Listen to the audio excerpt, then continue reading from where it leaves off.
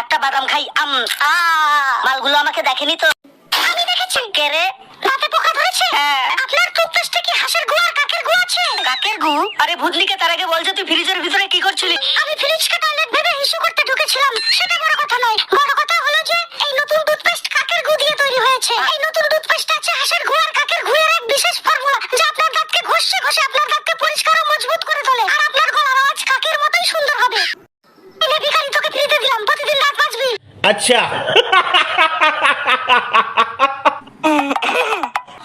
মা, একটা প্রশ্ন ছিল। কি প্রশ্ন? তুমি বাবার টাকা চুরি করে ব্লাউজের মধ্যে কেন রাখো? কারণ তোর বাবা সাথে টাকা খুঁজেই না পায়। মা, তুমিও যে কি করে না, বাবা তো সেদিন ভুল করে কাজের মাসিটার ব্লাউজের ভিতরে খুঁজছিল।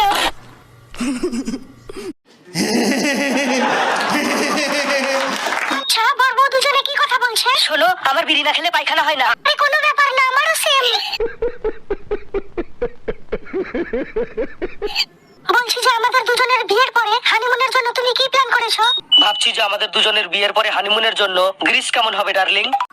আমার সোনা। বলছি যে হানিমুনের জন্য গ্রিস কেন, আমার সরষের তেল দিয়েও চলবে।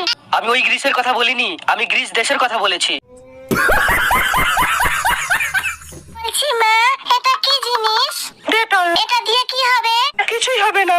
যখন ডেটল দিয়ে কিছুই হবে না, তাহলে এইসব ফালতু জিনিস কিনে তুমি টাকা কেন নষ্ট করো? এভাবেই তুমি বাবার টাকাগুলো নষ্ট করছো, আর বাবার বিড়ি খাওয়ার টাকা থাকে না।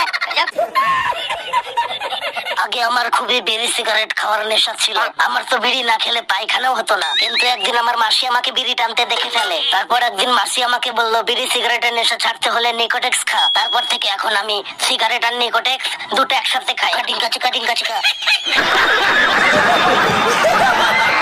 মোটা ভাই, তোমার কাছে ভালো জাঙ্গিয়া হবে যেটা সহজে ছিঁড়বে না? অবশ্যই হবে। তাহলে একটা দাও। এই নাও। জাঙ্গিয়াটা পরার পরে ছিঁড়বে না তো?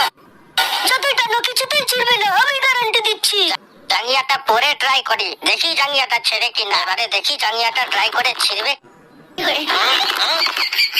ফিটিংটা তো ভালোই আছে। পা দুটো একটু এপাশ ওপাশ করে দেখি জাঙ্গিয়াটা ছেড়ে কিনা। এই গেল।